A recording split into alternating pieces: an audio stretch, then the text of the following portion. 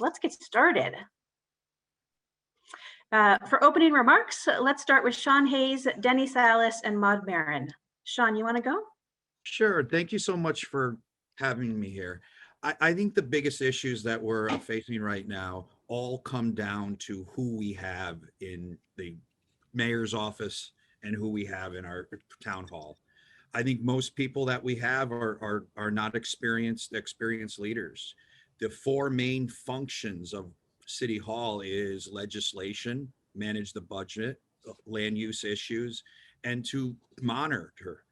And I believe here I am the most experienced candidate here. I've started a law firm with 3 people, and it grew to 450 people in 6 years. I've managed I managed a very large company, and that large company had budgets that are much larger than many cities and even some states.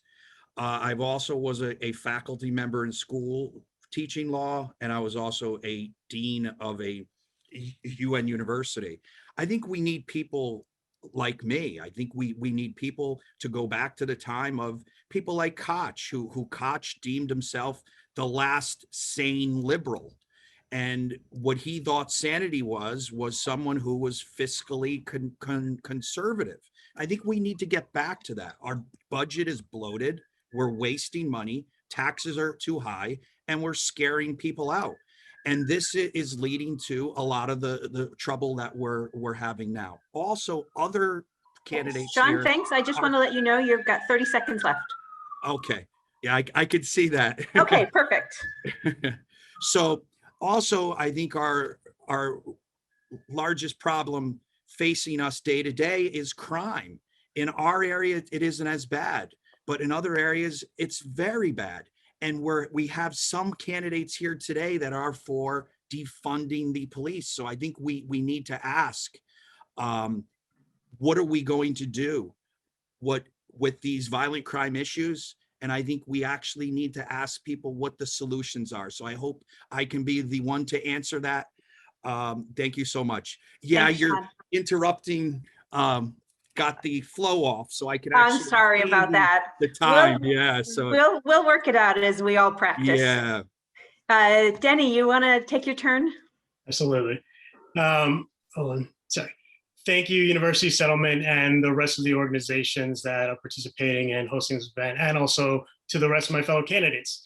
Look, I got into this race because of George Floyd's murder. The one thing that I recognized right off the bat is that all these problems that were highlighted in 2020 have yet to be solved, but also been kicked down the road for a number of generations from previous elected officials. And what I recognized then, and I recognize now, is that this city deserves serious candidates that are willing to put out a vision, but also detailed policy proposals about actually how to solve all these issues and offer these solutions so they can be judged by voters. And that's what I did. I created the American Dream Plan. It is the most detailed policy platform in this race. And it really shows you all the solutions that we can offer to our voters and to the citizens of the city around housing, education, the economy. So I encourage all viewers of tonight's forum to go to dennysalas.com and view the American Dream Plan and all the specific policy issues. And you'll see that I took this race and my candidacy very serious, because I wanted to ensure that you recognize that there's got to be real solutions to actually solve these problems. So thank you. I hope to expand on this throughout the course of this night, and I look forward to answering all the questions. So thank you, everybody. Thanks, Denny. Maud, it's your turn. Hi, thank you, everyone. Thank you for all of the sponsors who are hosting this forum, and hello to everyone who is watching. My name is Maud Marin. I'm running for City Council here in District 1. I am a public defender by training. I have worked for the last 2 decades for the largest public defender agency in New York City. My work there informs many of my policy positions, certainly about police accountability and criminal justice reform, but also about poverty and how we make decisions that try to lift up everybody in our city. I am also a public school parent. I have 4 kids in New York City public schools, And that most certainly informs my opinions about education and about our schools, particularly our public schools, which are not fully opened 14 months after they closed down. And that travesty, frankly, interacts with many other issues in our city, like the number of women who are leaving the workforce and have already left the workforce. And that interacts with poverty and impacts families. There are tremendous disparate impacts from keeping our schools closed. We also need to work on the quality of our schools and the education that children are receiving. In addition to my public defender work and being a public school parent, I am also very committed to, as a candidate, addressing the closures of small businesses in New York City. We've lost over a third of small businesses due to our extreme COVID measures. And we have to focus on getting our small businesses opened. We are not going to have the public safety that we need if we have streets that are empty at night. So all of these issues are interrelated. I look forward to answering everyone's questions further tonight. And that's it for me. Thank you all. For the folks who have just joined us, we're doing opening remarks with each candidate. We're going 3 by 3 so that everybody has an opportunity to speak, and so that we have random people starting each round of questions and with the opening remarks. So we've heard, next we'll hear from Chris, Susan Lee, and Tiffany. Hi, everyone. Thank you for having me. Thank you for all the settlement house and nonprofits for hosting this event. My name is Christopher Marte. I'm running for City Council District 1. I was born and raised on the Lower East Side, actually just a block away from University Settlement. My parents immigrated here from the Dominican Republic. My dad was a bodega owner, and my mom was a sweatshop worker out in a factory in Williamsburg. Growing up, I went to local public school, spent a lot of my days and nights at University Settlement, both at 189 Allen and at the location on Eldridge Street. And I've always been involved since I was a kid, whether it was at my local church or food pantry. But growing up in this neighborhood, I saw a lot of changes. A lot of it was due to gentrification and displacement. My dad's bodega was priced out. My neighbors had to move to other states because they could no longer afford to live here. And then when I started connecting the dots, I decided to run for city council in 2017 because I realized a lot of the power, especially when it comes to land use, was in the city council. So I ran a really grassroots, amazing campaign that brought people together. We had parents from Tribeca, restaurant workers from Chinatown, artists on the Lower East Side, really demanding change. Sadly, we fell short by 200 votes, but we never stopped working. Whether it was helping 85 Bowery tenants move back home after their slumlord evicted them, or when the mayor proposed a mega jail in Chinatown, where we created an organization that organized the community to push back, or whether it's trying to stop these 4 luxury towers in the Two Bridges area. We've been in our community, we've been fighting, and I look to do the same as your next council member. So thank you for having me tonight. I look forward to your questions. Thanks, Chris. Susan Lee? Yes. Hi, good evening, everyone. Thank you for having me. Thank you, University Settlement and others for hosting this forum. My name is Susan Lee. I'm a candidate for City Council District 1. My parents and I immigrated to New York in the 80s, and we settled in the Lower East Side. I am a proud product of the New York City Public School. I went on from Brooklyn Tech to Barnard College to NYU. I never left the city, not even for college. And I have been blessed to see the transformation of our city. And also at the same time, it gave me a sense of what direction I want the city to move in. I look at the seniors in our community, and they are the backbone. They raised their family, they had their children here, and they are the backbone of our community, and oftentimes they are overlooked. I look at education and children, and children can't advocate for themselves. And the first thing that gets cut are the arts or physical education or the dirty parks. And I feel like the kids are getting the short end of the stick, whether it's at school or at the playground. I look at landmark issues, and I look at the old buildings that I grew up in the neighborhoods, and they're no longer there because they're replaced by luxury high rises. And I look at how come real estate developers get the tax breaks, but not preservationists. So those are the issues that I'm passionate about. I want to fight for those issues because I feel like a lot of times we are the silent majority, and we need to start speaking up and have our voices heard. Thank you. Thanks, Susan. Tiffany, you're next. Greetings, everyone. I'm Tiffany Winbush, and when I'm elected to represent District 1 on the New York City Council, I hope to bring progress and positive change for our entire district. I have roots in Louisiana, but I've lived in New York City for over 15 years, and it really is my home. It's my chosen home. It's where I became a partner to my husband, Amos. It's where we are raising our 8-year-old daughter, Kai, and our 4-year-old son, Spencer Jackson, and I've certainly made lifelong friends here. I come from a family of helpers. I grew up in a low-income neighborhood. My mother was a single parent of 4. We were, housing burden. We were food insecure, but no matter whatever we had, if our neighbors needed, we made sure to share with them. And we also knew that change came from strategically voting for what was best for our community. So we educated our neighbors about what was on the ballot. We helped our neighbors get registered to vote, and we even drove them to the polls on election day if needed.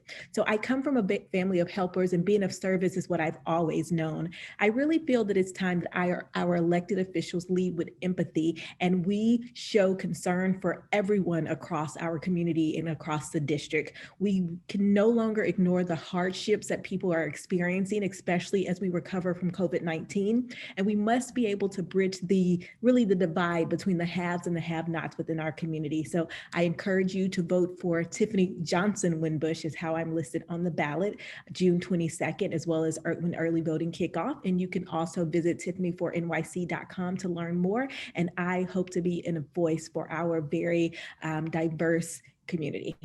Thank you. Thanks, Tiffany. If you're joining us, just joining us, we're doing opening remarks from all of the candidates. The last 3 to go will be Gigi Lee, Susan Damplow, and Jenny Lowe. Gigi, you'd like to start? Great. Thank you so much. And thank you to all the settlement houses for hosting tonight's forum. I'll start with a little bit about myself. I was born in Hong Kong, and I came to New York with my parents when I was 3 years old, first in my family to go to college. And after working as a counselor and advocate with women and children that lived in a domestic violence shelter, I became really frustrated with government bureaucracy, how difficult it was to help families in such a time of need. And so I decided to go to social work school. So I'm a social worker by training, and I spent 10 years running and working at a nonprofit located in the financial district, doing organizing and focusing on issues that impacted children and families, but through organizing with a lot of the settlement houses that are sponsors here today.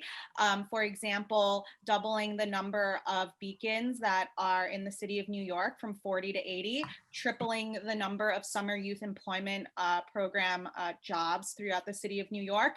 And one that I'm particularly proud of is being on the mayor's task force to design and help implement UPK NYC.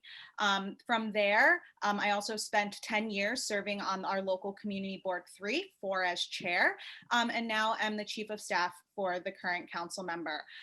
The issues I think around COVID recovery that most impact our district are food insecurity, health disparities, and how we can support small businesses.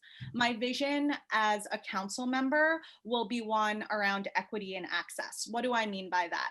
I mean, we need a council member that has a track record of bringing a broad coalition together, not to be against everything that comes across the table, but really looks for solutions and middle grounds that can really benefit the constituents and the residents of Lower Manhattan. Thank you. Thanks, Gigi. Susan Damplow?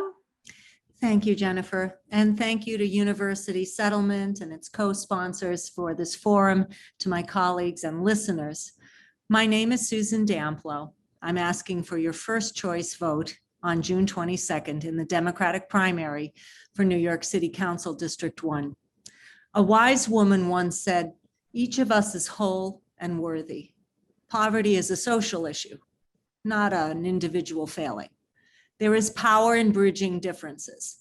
Neighbors matter. In times of need, act. I'm taking action. For the past 4 years, we've been through chaos, darkness, and division. I'm running to bring us to a brighter tomorrow. My grandparents came to this country as immigrants. My grandfather was a mill worker, so my father could be a teacher. So I could be an attorney, now running for city council in the same district that includes Ellis Island, through which my grandparents sailed. My grandmother learned English as a teenager in night classes through the same kinds of organizations that host tonight's forum. I've been an attorney for over 30 years.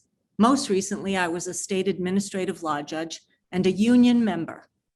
I will use my skills to work with community organizations, residents, and the business sector to enact change and make sure your tax dollars are being well spent. I will work to improve your neighborhood's quality of life, promote systemic fairness for all, and reimagine our local economy. Go to damploforcouncil.com to learn more. As Lillian Wald, the founder of Henry Street Settlement, reminded us over a century ago, there's power in bridging differences. My campaign motto is there's unity in community.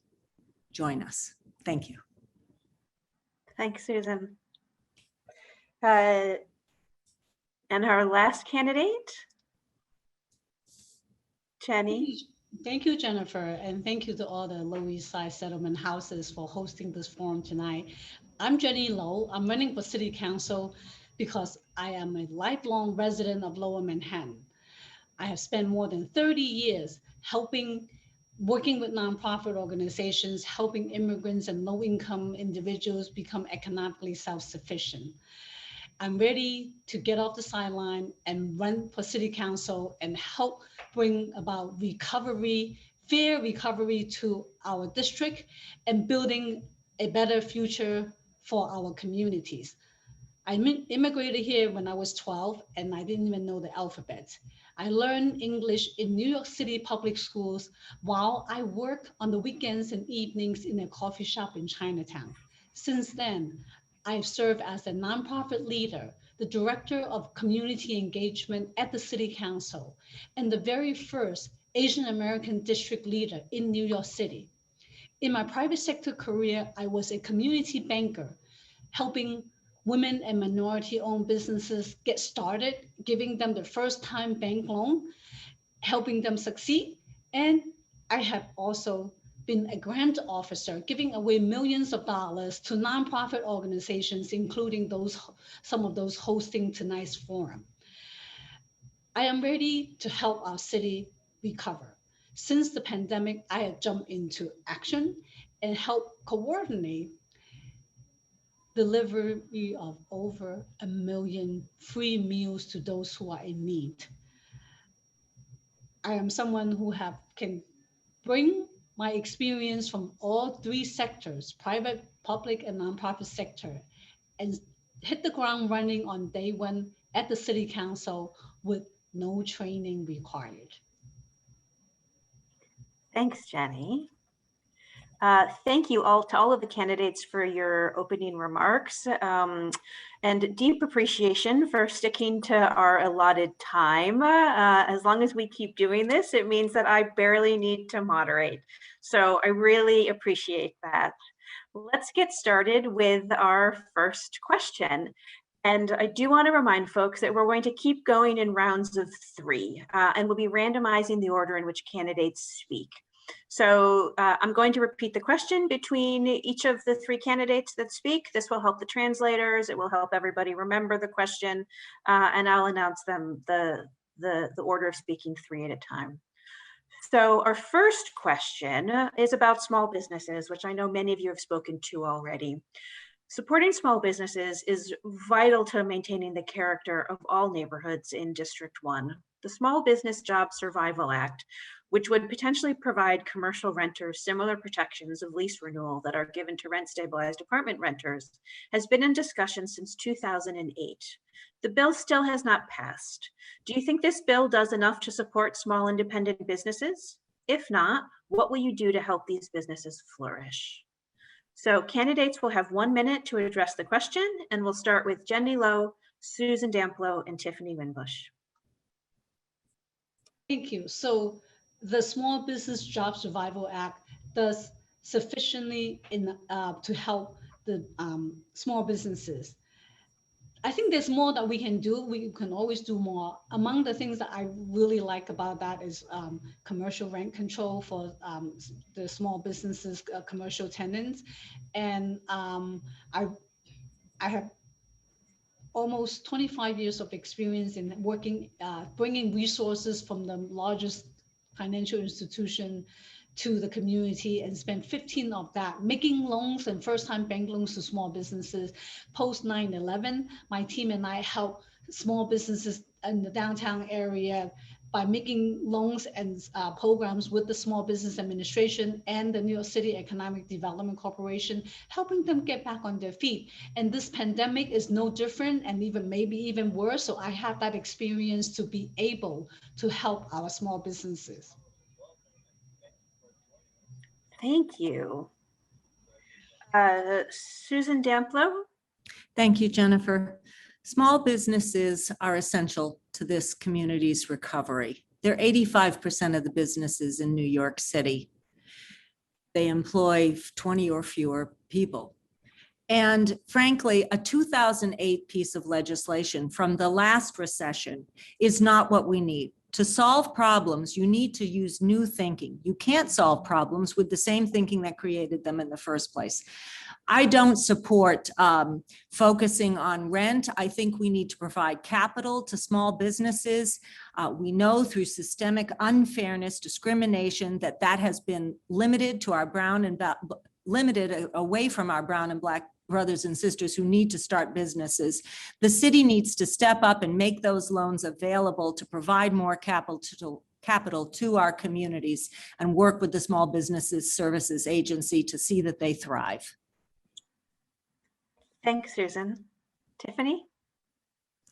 So small businesses are the backbone of so many of our communities. I know each of us here could probably name our favorite restaurant, our favorite cafe, our favorite, hardware store that we frequently visit in our community. So I am an advocate of making sure that we make it easy as possible for small businesses to operate in New York City. And that is streamlining the process of operating a small business, that is making sure to support this particular act so that we can have long-term leases for our small business owners. It allows them to focus on growth, and it allows the local community to really invest in a business that they know that will be around for a long time. Black women are the highest number of small business owner creators across the country. And unfortunately, they are just not getting the cash in hand and the cash flow needed in order to survive. So we need to give no string attached grants to our small business owners. They know exactly what they need to do with that money. We can do that. We have an abundance of money from the federal government because of COVID, and we need to make sure that they're whole. Thank you. Thanks, Tiffany. So let me repeat the question for the next three candidates, who will be Sean Hayes, Susan Lee, and Maud Marin. So the question is, supporting small businesses is vital to maintaining the character of all neighborhoods in District 1. The Small Business Job Survival Act, which would potentially provide commercial renters similar protections of lease renewal that are given to rent-stabilized apartment renters, has been in discussion since 2008. The bill is not passed. Do you think that this bill does enough to support small independent businesses? If not, what will you do to help these businesses flourish? Sean, you want to go? Sure. I think the answer is no. I think it's an old piece of law that was thought of for a past time. I worked in Seoul, and what they have is, after a 3-year period, you can only raise the rent by the inflation rate +2. So I think we need a program like that for at least certain buildings of a certain size that are smaller size buildings. And if we do that, South Korea does this. It's been a very successful program, and I think we need to model the actual program after that. Secondly, I'm not for handouts. So our city this day is broke, and it's broke, and the budget's going up this year by 10%. And our taxes are also going up. I think we do, though, need for small businesses an affordable loan program at a 0% loan. And these are loans under $100,000, and that's the hardest loans to actually get. Thanks, Sean. Susan Lee? Yes, hi. So I think one of the things we need to look at in terms of this Small Business Job Survival Act is what are the property owners? What is the configuration of their rents, their tenants? Now, a lot of them, I spoke to some of these small mom and pop landlords, and they said they don't support this because they also have rent regulated residential apartments. So if they take on another rent regulated commercial space, they really can't stay afloat. So the problem is we need to look at perhaps modifying the property tax, how we assess property tax to help these small mom and pop businesses so they don't overcharge commercial space to subsidize their rent regulated residential apartments. I think we need to really look at this from a different perspective instead of taking a broad stroke and applying it to everyone. Thanks, Susan. Maud, you're next. Yes. Thank you. I was paying attention to what Susan was saying and didn't realize that was coming up. I think that I have some concerns about the act, but I absolutely applaud the intent of the act because we do need to help our small businesses. One of the things we have to think about is the rent control model, because New York City has an affordability crisis when it comes to renters and people finding an apartment that they can afford on the salaries that working people of New York pay.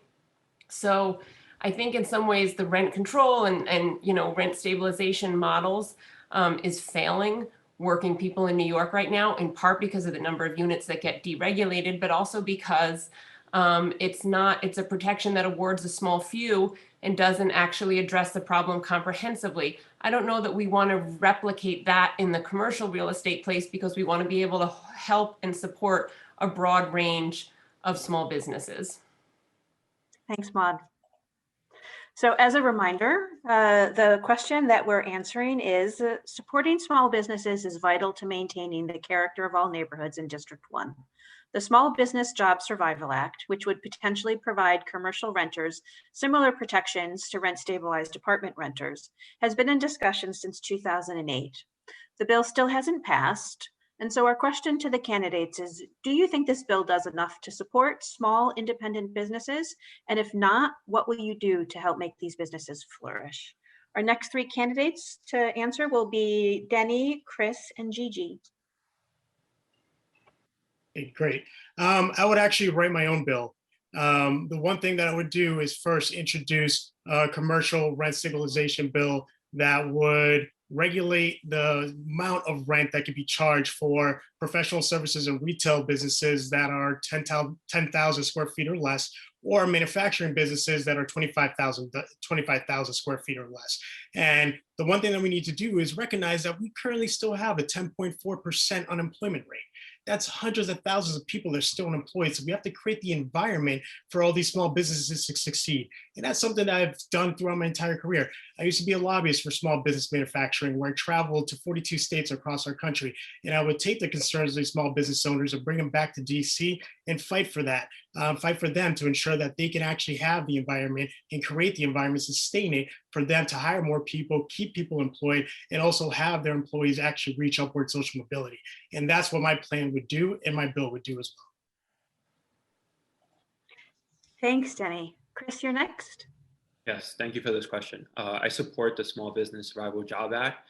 The reason I believe why it hasn't been put to a vote is because big real estate developers don't want to move it to a vote because they know it will pass, but it doesn't do enough.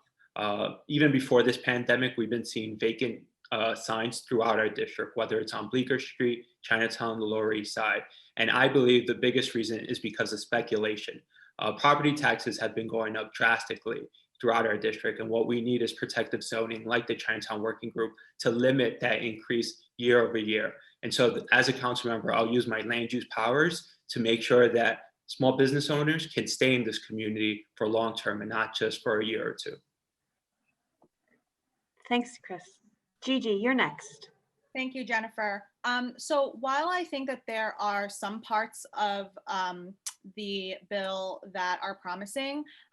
The part that troubles me the most is how it impacts small property owners. Like some of the other candidates said, look, the Lower East Side and Chinatown and throughout Council District 1 is known for its diversity of small mom and pop shops. They are struggling as it is, and a lot of times require the commercial income to subsidize the rent stabilized and rent control apartments above. And so we don't want to put them in a position that sets them up for failure. Some of the things that I would put forth are, again, thinking about property taxes, how the assessments are made, thinking about how local laws impact the small property owners and not just think about the big complexes, and also streamlining some of the bureaucratic processes, making sure there's language justice when it comes to applying for funds and support. Thanks, Gigi. And thank you, everybody. Let's move on to question 2. I'm thinking that we're gonna try to not repeat the question between everybody, and maybe we'll drop it in the chat. And if folks need to remind themselves, they can just go there. How does that sound? Sounds good. Good. Thank you for letting us learn on the job. Okay, so our second question. We invited community members to suggest questions, and overwhelmingly, housing and development were by far the issues that came up the most. This district has one of the widest gaps of income disparity in the city. There's a huge difference between those who earn the most and those who earn the least. Balancing the need for more affordable housing against the concerns of overdevelopment, what specific measures would you take as a city council member relating to real estate development in the district? How do we make sure there is affordable housing available across the district in a geographically equitable manner? So the first to answer question 2 will be Gigi, Susan Lee, and Jenny. Thank you, Jennifer. So first, I think that when it comes to housing justice, we definitely need to think about affordable housing being distributed throughout the district. It's no secret right now that almost all of our affordable housing is located on the east side. Part of the way that we can make sure it is balanced with development is reforming the ULURP process, which is the land use process for all large developments that have to go through ultimately with a vote by the city council member. So I believe that there should be a more comprehensive approach when it comes to things as public transportation, waste management, all of the things that impact us on a daily life. And also, I would like to see the mandatory inclusionary housing modified. I don't think that, I think that it limits the amount of negotiation that we can do through the community board and through all that ULURP process. So I think we need to think about it comprehensively. Thanks, Gigi. Susan Lee, do you want to go next? Yeah, sure. So I am for responsible development. I think that when we look at development, we need to look at it from a holistic perspective. We need to look at what services the community needs. And oftentimes developers will make promises with bells and whistles, and then when it's time to develop, they fall short oftentimes. So, you know, I think that the mandatory inclusionary housing guideline is short. I think we need to increase the percentage to something more like 35% perhaps, and then look at expanding the AMI ban to really offer affordable housing to those that really need it. I think that that is oftentimes not the case. Now, you know, in terms of zoning, I think that we need to look at how we respect our historic district. District 1 is one of the oldest districts in the city, so we need to examine that as well. Thanks, Susan. Jenny, you're next. Well, overdevelopment has been a problem throughout the city, and especially in District 1. I have been saying all along that the two keywords for me when it comes to development is responsible development. What that means is that we need to have input from all stakeholders who are in the area where the development is being proposed. That means input from local residents, businesses, and organizations, and we need to have a comprehensive development, not just about housing, where we need to have schools, childcare centers, social services, and senior centers, and grocery stores. We need to not just talk about affordable housing, where if a development is being built, it has to be at least 30% or more. But we also need to think about in Manhattan, we can also have affordable ownership in the form of a nonprofit community land trust that I've been working on for 3 years. And when I get to the city council, I want to make sure that we continue this effort so that we can work with small property owners and collaborate and put them together in the nonprofit community land trust. Thanks, Jenny. Our next three candidates will be Sean, Susan Damplow, and Denny. And just a reminder that the question's in the chat.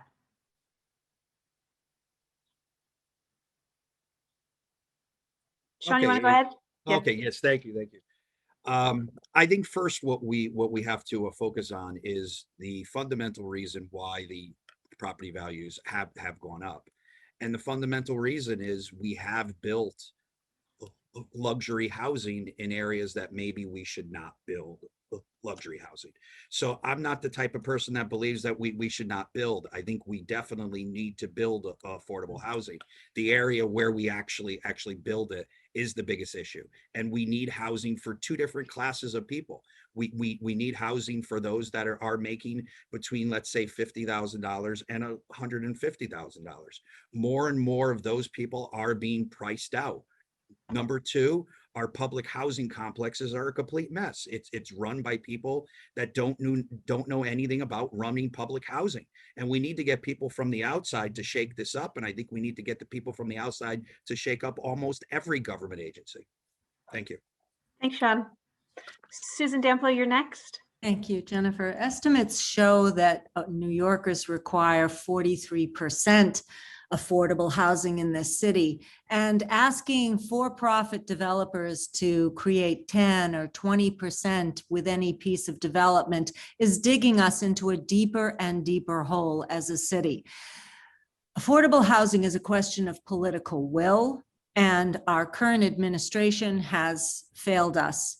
The new administration, working with the new city council, when I am on city council, will focus on providing affordable housing that makes sense. We have to do the math. We have to step up city-owned land, purchase lands if we don't have enough city-owned land, to create the affordable housing that New Yorkers need. When everybody thrives, the city thrives. Thanks, Susan. Denny, you're the last of the middle round. All right, great, thank you.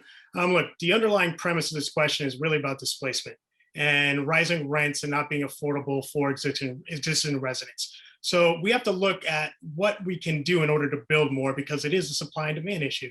And you can see what my housing platform really says. One, we have to create more affordable housing through removing ourselves of exclusionary zoning.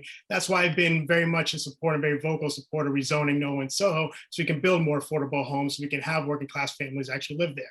Two, we have to look at home ownership opportunities as well. I call for a new Mitchell-Lama program for couples that make $350,000 or less. And why? Because we know that that's been a successful program that allowed 140,000 middle-class New Yorkers to actually stay in the city they love and actually raise their families here. Another thing is that I call for is expanding funding for community land trusts. That's something, again, too much time, 10 seconds left, so I encourage everybody to visit my website. But look, the problems are this. We have a 700,000 affordable housing shortfall. We need to build more in order to actually stop displacement and keep people in their homes. Thanks, Jenny. So our last three candidates to answer our second question will be Maud, Chris, and then Tiffany. Yes, so my last answer, I did touch upon affordable housing also. So I will just say that I think the end of that question, how do we make sure affordable housing is available across the district in a geographically equitable manner?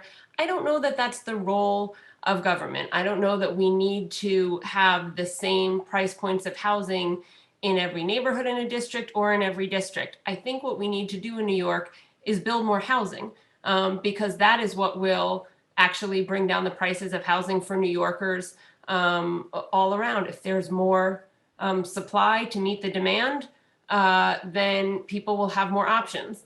And ultimately, people are going to decide where they want to live based on a whole range of concerns and limitations. And I don't think that we can, as a government, as a city council or other government officials, micromanage where and how different price points get built, but we can create the conditions to incentivize building more units. Thanks, Maud. Chris?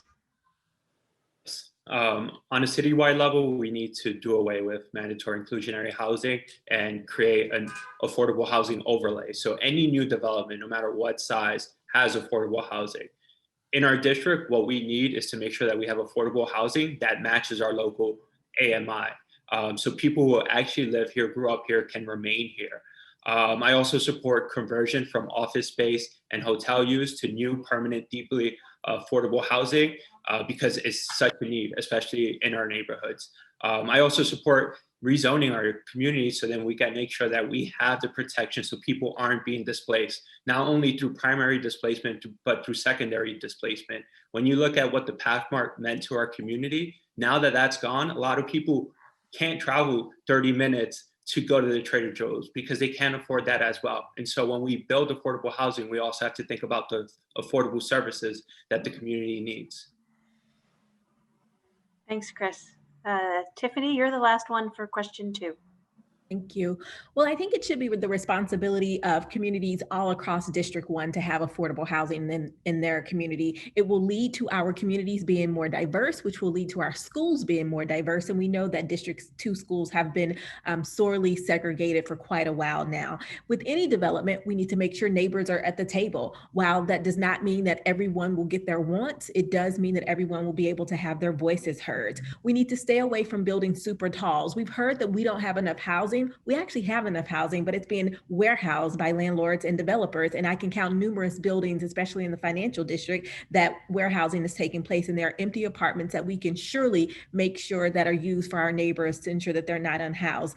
Amenities, we took away that major supermarket on the Lower East Side, the Pathmark, and people are still hurting from that today. And of course, I support rehabbing our vacant hotels that may not come back on the market, empty office buildings, so that we can focus on deeply permanent affordable housing. Thanks, Tiffany. Thanks, candidates. I'd like to remind the audience that if you have questions, you can put them in the Q&A part of the Zoom.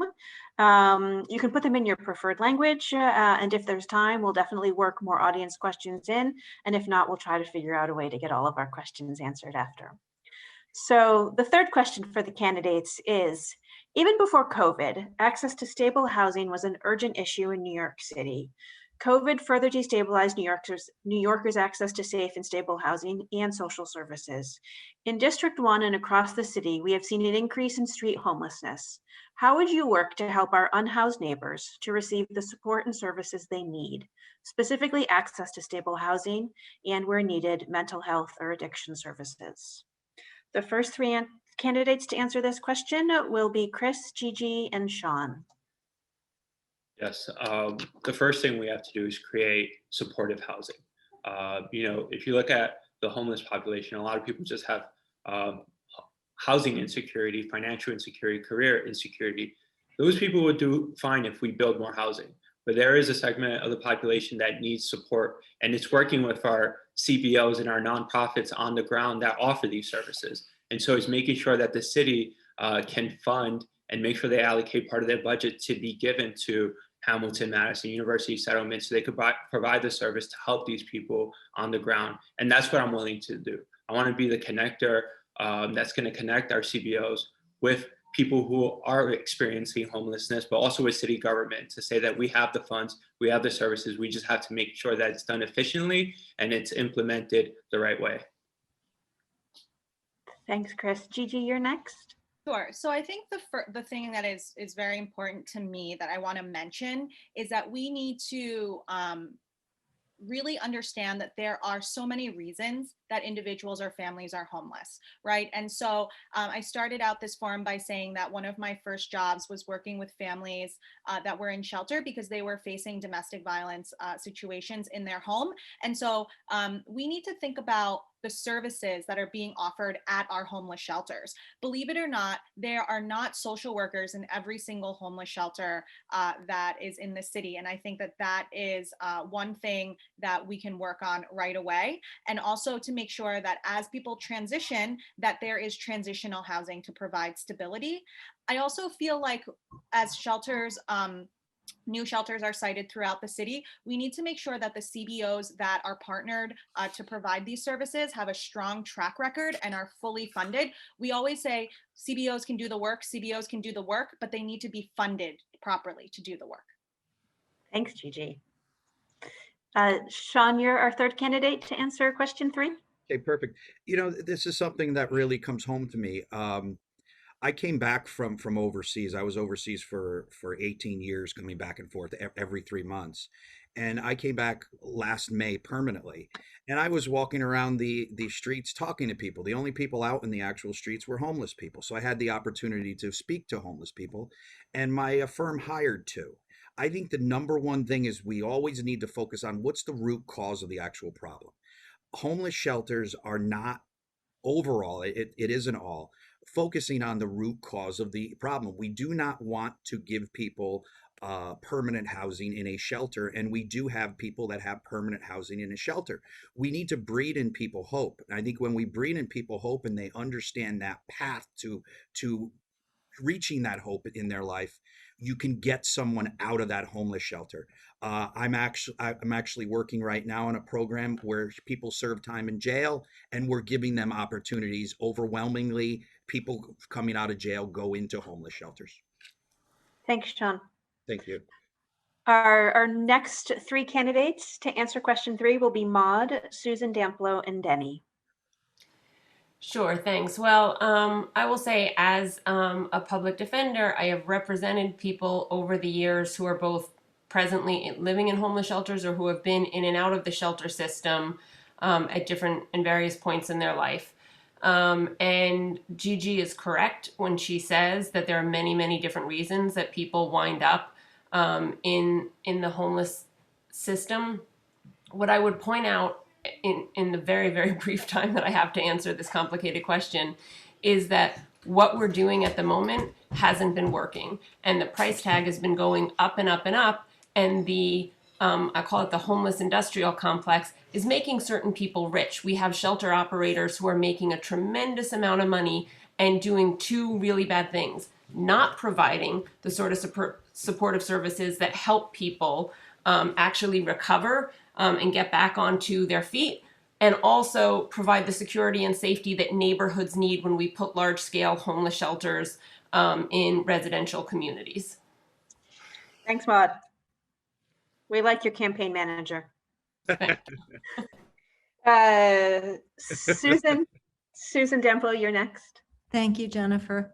I absolutely agree with Maud that the current system is an abject failure. I don't support a Department of Homeless Services that by its very implication is making homelessness permanent for people here. Our unsheltered brothers and sisters need housing, and I support supportive housing.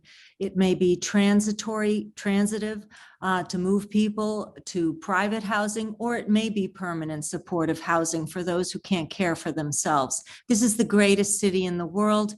We can take care of each other. I think that we need to focus on the private contractors, why we pay $3,600 a month for an individual who's unsheltered, or $8,000 for a family. We should eliminate the middleman and give cash transfers. And I applaud the City Council for its recent increase in the voucher amount so that people can afford to use those vouchers to get apartments. Thanks, Susan. Denny, you're next. So I can reiterate a lot of what my fellow candidates said, but look, the number one solution is certainly supportive housing. It is an idea that originated in the state of Utah, and they virtually eliminated homelessness. And that's something that we need to be funding here in New York City. There's 2 nonprofit organizations that do very well with this already that have seen a 2 to 5% recidivism rate on an annual basis. And that's Brooklyn Community Housing Services and Breaking Ground. So that is absolutely something that we need to do, fully fund supportive housing. So for those that are unfamiliar, it's housing, but also offering wraparound services like mental and physical health to ensure that these individuals are actually receiving the care that they need. So, I mean, everyone basically already said a lot of the same stuff. Susan was absolutely right on touching upon City Council bill to actually increase funding for vouchers. But additionally, there's another program that I call for on my platform called Kingdom Moves to Opportunity, something that originated in Seattle. I'm not gonna have too much time to get into it, but check out my website and you'll see more details on that. All right. Thanks, Danny. To remind everybody, the current questions are in the chat. Our last 3 candidates will be Tiffany, Susan Lee, and Jenny. So I think a couple things that we have to realize is that we have the homeless community who are living on the streets, and we also have our unsheltered neighbors who are currently in hotels. Both of these communities have different needs that need to be met, and surely one of them is going to be mental health. I believe in leading with empathy as a candidate, and that means making sure that the needs of our neighbors, whether they are unhoused or housed, are top priority and taken care of. So mental health needs a major overhaul in the city. And it's something that we need to provide not only to the homeless in our community, but also all New Yorkers for sure. I want to make mention as well that, I'm a part of an organization, Friends of FIDI, that focuses on inclusive communities, welcoming the unsheltered into our community and making sure that they have the services that they need. We need to ensure that we address homelessness. They are our neighbors, even if they are on the street. And that's the mentality that we have to move going forward if we're going to ensure that this problem is corrected. Thanks, Tiffany. Susan Lee, you're next. Yes, thank you, Jennifer. So I think one of the things that we need to talk about and think about is that the eviction moratorium ends in August. So while there is rental relief coming from the state, I'm afraid that it might turn into something like the PPP loan from the federal government, that only few will benefit and truly those that need it will not. So we need to look at that and how that's going to affect homelessness. I do agree with my fellow candidates that we do need supportive housing with wraparound services for those that are currently homeless. However, I do not think that housing them in a hotel for $120 a night is really solving the core issue. And the core issue is they need transitional housing, permanent housing, and we need to build more affordable housing to make sure that those that are unhoused are housed and also have supportive services to help with their mental and substance abuse issues. Thank you. Thanks, Susan. Jenny, you'll be last for question 3. So the homelessness is a big problem that our city has faced for many years. And I would say that we first need to have supportive housing for those who need services in addition to just a shelter overnight. While the city council have the most recent bill providing more in the voucher for families and for homeless individuals is a beginning, but there will be situations where individuals who will be living in some temporary housing, we call them shelters. The city needs to focus on not just saving money, like giving the operators, or selecting operators that is charging the least amount of money. They need to focus on organizations that's been providing excellent services. Like when I was a grant officer at JP Morgan Chase, I worked with BRC, this is Bowery Residents Committee, and today they call it Breaking Ground. It used to be Common Ground. They provide excellent services that help individuals from substance abuse, mental health, and job training. I've gone to many graduation individuals who under their care. Thanks, Jenny.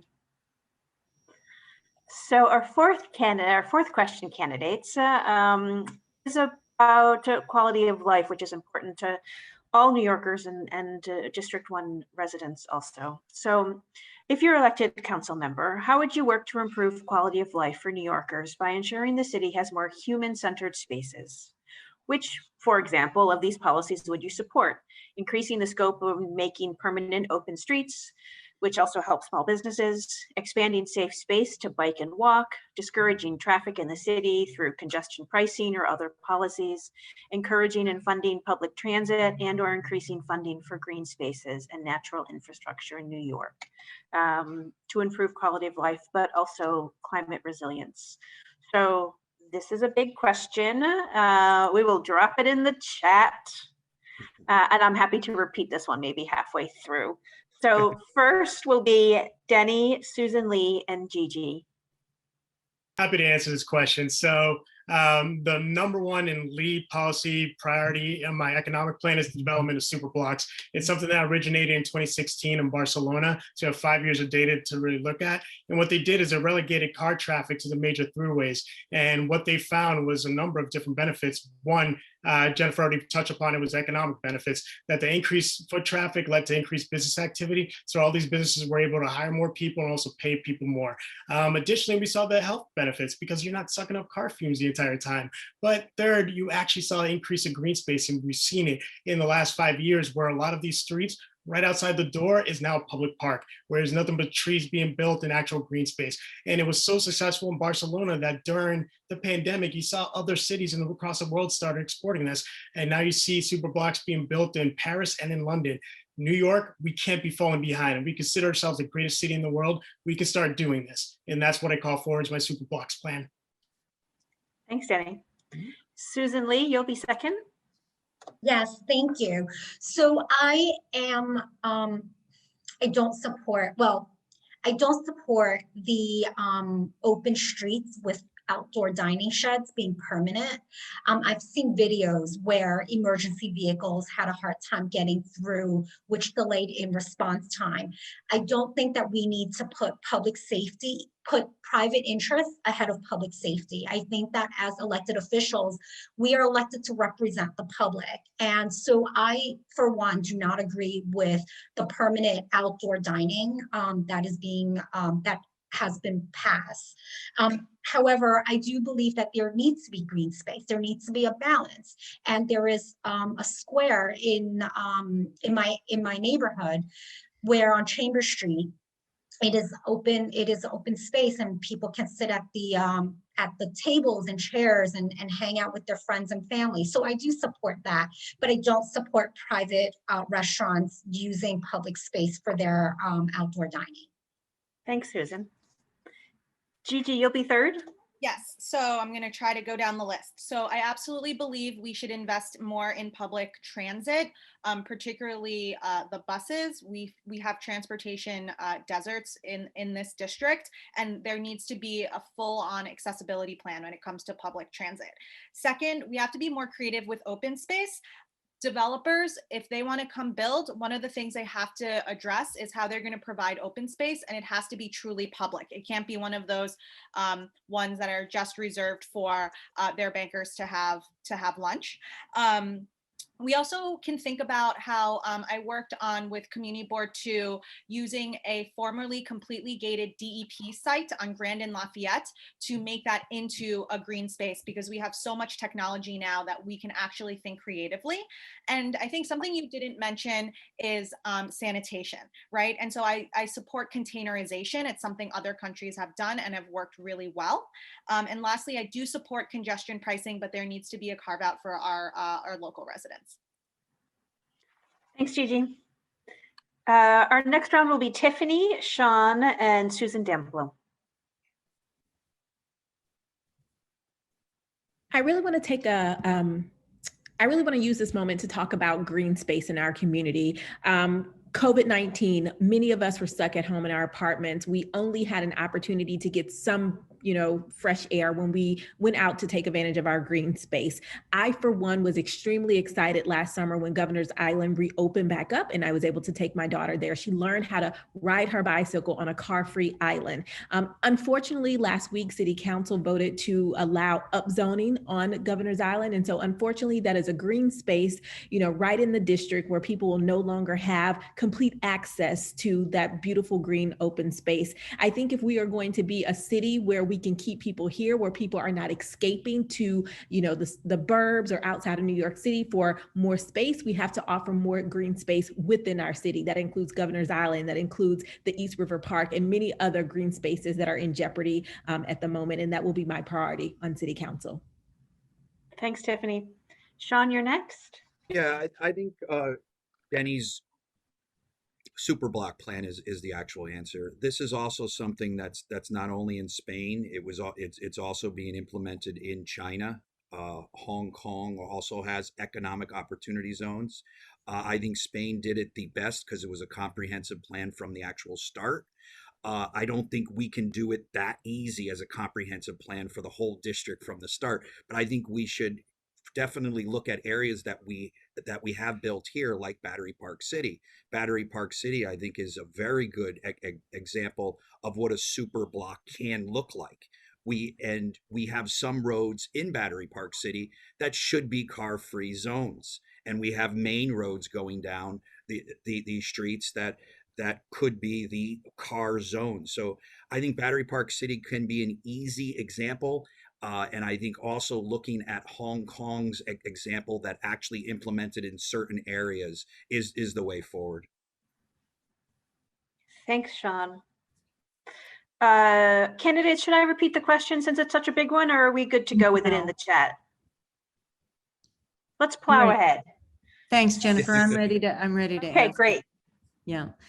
So I reimagining and improving the quality of life in District 1 is one of the central reasons why I'm running. We have our priorities backwards in New York City. It's a concrete-centered democracy, and we need a people-centered democracy. The residents of this community are the taxpayers that are funding this municipal government, and we deserve more consideration. You need open streets, you need congestion pricing, you need more green spaces, you need less noise pollution, you need less light pollution. The commercial development is overdevelopment, and it is with complete disregard for the integrity of the communities. For example, in the Lower East Side, I don't think that construction above 20 stories is appropriate. Even the community plan proposed as an alternative to the further development at the One Manhattan Square area is proposing way too high a structure, over about 35 stories. Also in South Street Seaport, how is it that you would build a 32-story building in a historic district where the height limit is 12 stories? That is complete disregard for the integrity of the community. We're at time. Thank you. Thank you. Our last three candidates for question 4 will be Jenny, Chris, and then Maud.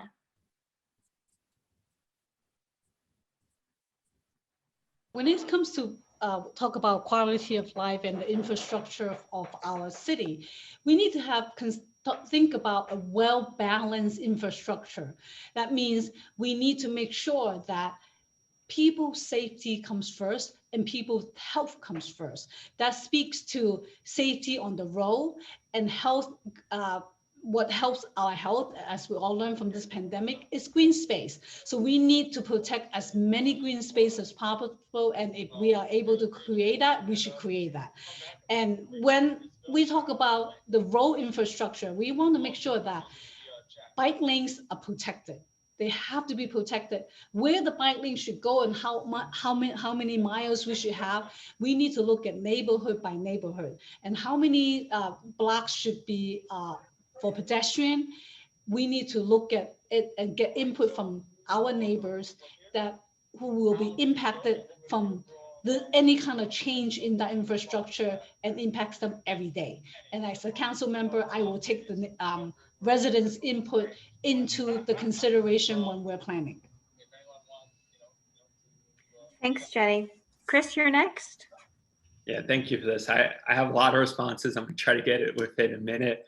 But first, we need protected and connected bike lanes. Right now, most bike lanes don't go anywhere, and they're only like 2 or 3 blocks long.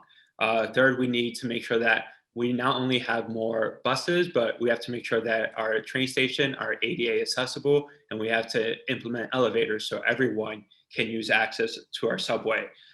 We have underinvested green space. Look at the Allen Street Mall. It's like what could be good and what isn't good. When you stand on Delancey Street and look south, it's a beautiful model of what that street can be of.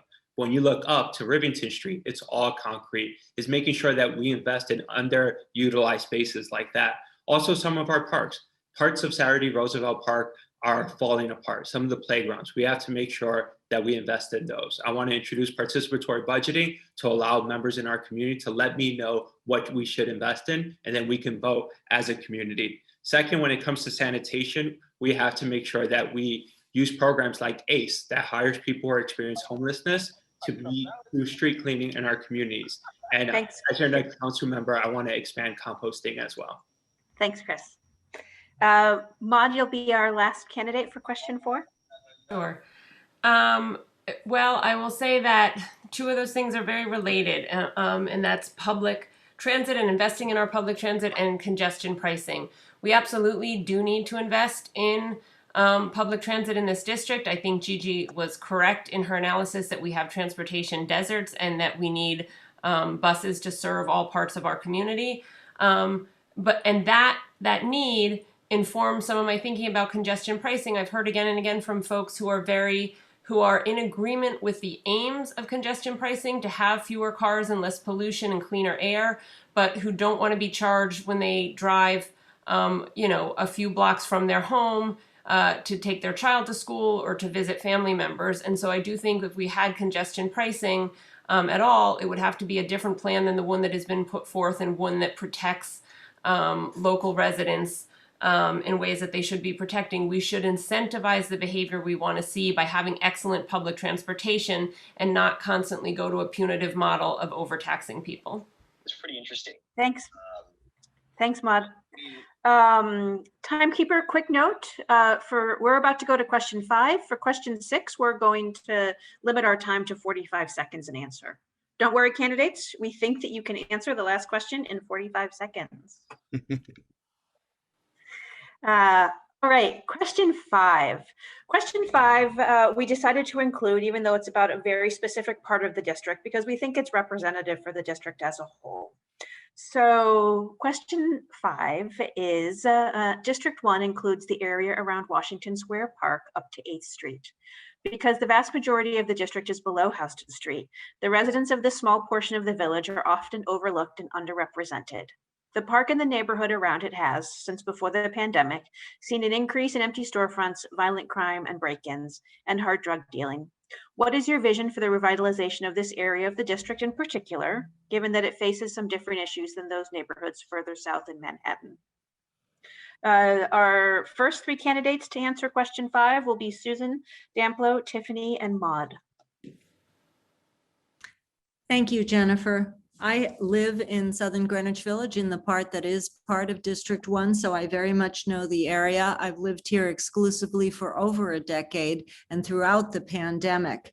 Washington Square Park is not properly enforced in terms of public safety. There is a precinct outreach there, but it is very seldom that you see law enforcement circulating. And I think that that is a problem. I think that since the past summer, we've seen an increase in sort of blatant violations such as skateboarding. I love skateboarding, and we need more skate parks for our teenagers and our young people, but or in our older people who like to skateboard. But that said, Washington Square Park isn't it, and it's a threat to people who are just trying to cross the park. I don't understand why there isn't better law enforcement there. I think it's a question of political will. Thanks, Susan. You're at time. Tiffany, you're next. Yes, so that's one of the issues that we'll have to address as a city council person for this district, making sure the entire district feels as though their voice is being heard. So it's no longer only focusing on certain areas of the community, but really all areas within the district. I know right now the park is actually on a curfew at 10 p.m. just because some of the things that are currently going on in the park. I do believe that for any type of violent crime, we do need police presence there in order to take care of any issues that may come up. If neighbors are saying they don't feel safe because of the park and the activities that are going on, we need to listen to them and implement solutions that they think will help them feel safer within their community. So I am an advocate for keeping public spaces open, but I know that the public safety of everyone has to be a priority, and we have to make sure that the concerns of the residents of that part of the district are heard.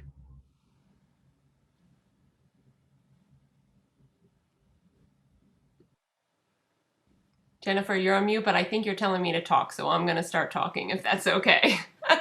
I also am very familiar with the area. My children go to elementary school and have for years in Greenwich Village, and I live in Soho, so it's on the way home. And in fact, don't judge me for this, but upon 5th grade graduation, there's a little tradition of walking to that park and letting the kids splash around in the water of the fountain. I know it's really dirty, but I bathe them well afterwards. And it's a lovely tradition, and it's one that I think is a little imperiled this year because the park is really becoming unsafe. And I hear from folks who live in the area that they're unsafe. It is absolutely an issue of law enforcement. We have the kind of drug use that's going on that makes it hard for New Yorkers of all ages and of all activities to use the park, use it safely, feel safe in the park. And we absolutely need to have a police presence and enforcement that allows that park to be open and available to all New Yorkers. Thanks, Maud. Our next 3 candidates will be Gigi, Chris, and Denny, assuming you can all hear me clearly. Thank you, Jennifer. So this issue is not new. It's certainly hit a very pivotal point. There are a lot of partners here who want to see improvement, including NYU, the Parks Department, the Washington Square Park Conservancy. And there is one corner in particular of this park where a lot of this drug use is happening. And engaging with the 6th precinct, they have said that when we pick up patrols and neighborhood policing, which I support, the drug use moves from one street to another street and to another street, and neighbors attest to that. So I think what we need to do again is think about the services that we're offering individuals, whether they are mental health services, substance abuse services, and think about root causes as to what the challenge is there. Another thing that has been discussed, which as council member, I would certainly give a lot of deference to community board 2, is whether or not Washington Square Park should be gated so that there's more enforcement. Thanks, Gigi. Chris, you're next. I agree with a lot of the points Gigi made, but one of the biggest questions is who's going to fund this? And I believe we have to tax NYU. NYU doesn't currently pay any property tax, and they're one of the biggest real estate owners in District 1.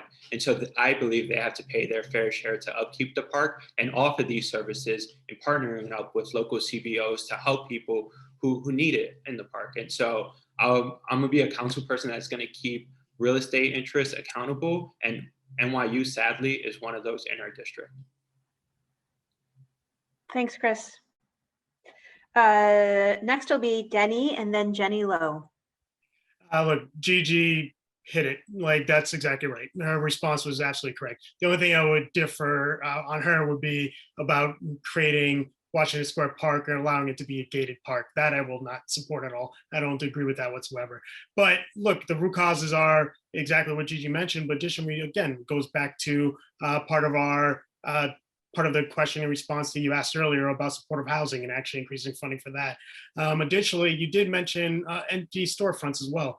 The one thing we got to do is look at how we can increase activity and actually utilize the space properly. One of the plans that I call for in one of my policy platform, I call for is called Transforming Empty Storefronts as a Social Infrastructure. It's an idea that started in Boston and then got exported to other cities like New Orleans, where you allow nonprofits to use these empty storefronts rent-free and allow them to actually help out the community with either be services that can serve homeless or serve students or serve musicians and kids and et cetera. So there's a number of different issues that we can actually implement in order to help the situation holistically. And anyways, time's up. Thanks, Denny. Jenny, you're next. So, public safety is very important to all of us, no matter what corner of the district it is in. And yes, Washington Square Park has been an issue. It was years ago and it got improved, but I think what's most important is that we need to have both the police department, specifically the precinct, local precinct 6, and the community work together and see how we can make sure that there is safety in the park. I don't agree with gating the park. The park is open, is beautiful. We need to make sure that those who need help are using the park for drug use, or if they need treatment, we need to make sure that there is comprehensive treatment for them as well. And when we talk about, and part of it is also because of the, I believe, the homelessness issue that we have in the city, and it affects every corner of our city. So we need to make sure that as a council, city council, we need to make sure that we can provide sufficient funding for the park to services to Thanks. help keep the park clean as well. Thanks, Jenny. Our last two candidates will be Sean and then Susan Lee. Okay, I think we have to focus on what's the true issue here, and I think everyone has bypassed the actual issue. We're in a violent crime wave. The violent crime wave is caused by our politicians. Bail reform was a bad policy. I understand the sentiment of bail reform, and I appreciate that sentiment.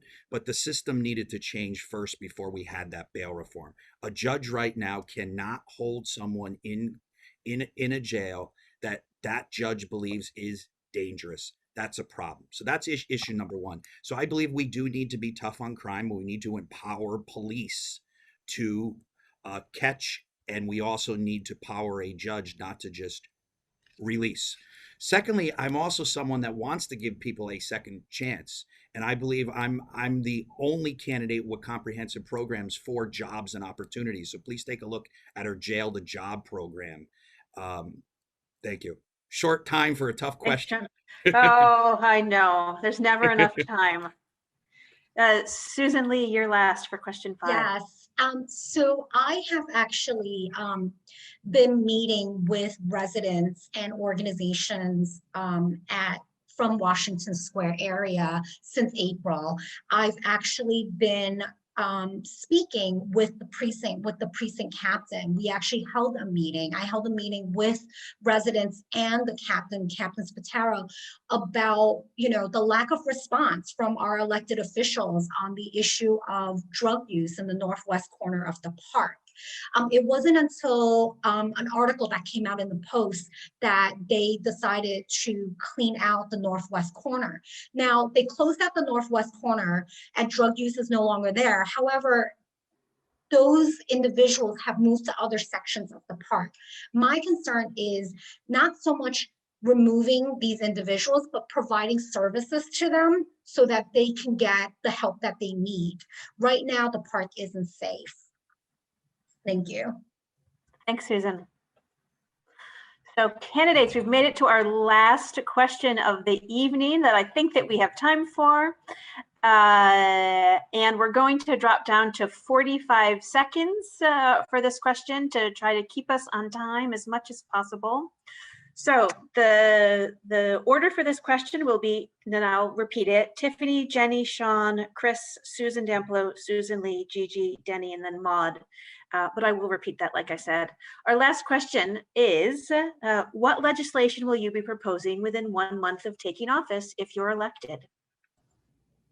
Oh, this is a great question. So I would propose ensuring that we have affordable childcare for the youngest of the young in New York City. I'm a mom of 2. I know how expensive it is to put your child in preschool. I'm very thankful for the universal pre-K program, but I know that there are moms who don't have maternity leave and they need help as soon as they are given birth. So unfortunately, that's the way our country is set up. So we need to ensure that we can provide early childhood services, education, resources, childcare for the youngest of the young in New York City, if we want to make sure that moms are able to stay in the workforce and make sure that our children are safe. Thanks, Tiffany. Jenny, and then Sean. So when I get to the city council, we ask the speaker to allow me to serve as chair of the youth committee. And the legislation that I would want to push for is to make sure that we do not have to fight for funding for youth, some SYEP, Compass, and Sonic, and other after-school program for the youth, because we need to make sure that our youth are set on the right path so that they can become productive members of their community. And as a beneficiary of many after-school programs myself, when I was a kid, I know how beneficial it was and how critical it was for every person, every youth growth. So that is something that I would like to tackle when I get to the city council. Thanks, Jenny. Sean? Yes, so if I have 17 programs that we actually put forward, comprehensive programs. Choosing one is tough, but I'm going to choose my favorite program is an actual Job Corps. New York has piecemeal Job Corps, but it hasn't had an actual comprehensive Job Corps. This was something that I actually learned from South Korea. What they do is they put people into a training program. This is people getting out of jail, transitioning workers, people returning to the workforce, and other young workers. And what they do is they first put them in this training program, and then they give the opportunity for a job to hire them at half of the actual cost. Half of the cost is given back to these jobs in the form of a tax rebate. Thank you. Thanks, Chris. Sean, I'm sorry. Chris, you're next. No problem. One of the pieces of legislation that I want to make sure that we pass is to keep our agencies accountable. And so it's something as simply as making sure that any enforcer or any representative from any city agency that goes to look at a site that has an issue is that they take a photo. Right now, a lot of slumlords get away with bribing a lot of people that come from HPD and DOB, and they never actually repair the issue at hand, whether it's a staircase or another egress. And so by taking photos, we have proof that they actually did the repair that was necessary. We can also use this for restaurants and other public spaces to make sure that our city is actually working, and it limits the corruption out there. Thanks, Chris. Our next two candidates to answer will be Susan Damplow and then Susan Lee.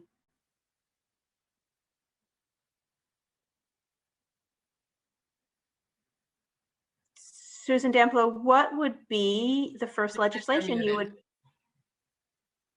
I didn't realize I was muted, Jennifer. That's okay. Thanks. You can hear me now? Yeah. Okay. So what I was about to say is that across the board, we have a mayoral system that's strong mayoral system, but by its implication, it means we have a weak city council. So I think that a better check and balance would be making sure that we confirm commissioners across the board. Some commissioners are approved by city council, but I think we'll get a higher quality of leadership if the city council has a confirmation of all agency heads. And I will begin fighting for that the day I begin office. Thanks, Susan.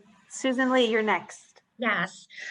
One piece of legislation I would push for is to make sure that SCREE, which is the Senior Residents Rent Increase Exemption Act, is automatically renewal. Right now, that application needs to be reapplied every year.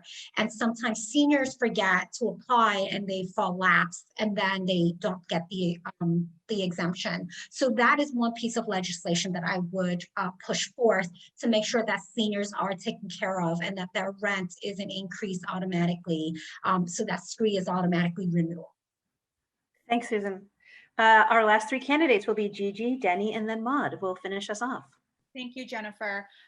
Because I think that we as a city and actually as a nation have not really come to really grapple with the impact of COVID, my first piece of legislation would be to have social workers and mental health professionals in all of our schools, shelters, as well as senior centers. And something in particular that has not been mentioned is that there has to be culturally competent services. And so I think that coming out of COVID and with isolation and with remote learning, that is something that I would start working on and introduce day one. Thank you. Denny, you're next. Okay. Look, the first thing I would introduce would be a comprehensive economic bill. Look, we have a 10.4% unemployment rate, and there's a direct correlation between rising crime and unemployment. So my bill would not only include the formation of super blocks that we discussed earlier, commercial rent stabilization that we discussed earlier, but also include wage subsidies depending on how much of the annual revenues are that a company makes. We would subsidize part of that wage so we can keep people employed and also hire more people. Two, I'd also remove the unincorporated business tax. When a business files as an LLC, they get automatically slapped with a 4% tax. Let's get that out of there. We have to make sure that we can actually create the environment for our small businesses to succeed, and also make sure that we can get the unemployment rate down, and that will lower crime and actually offer benefits for all the entire population, entire city.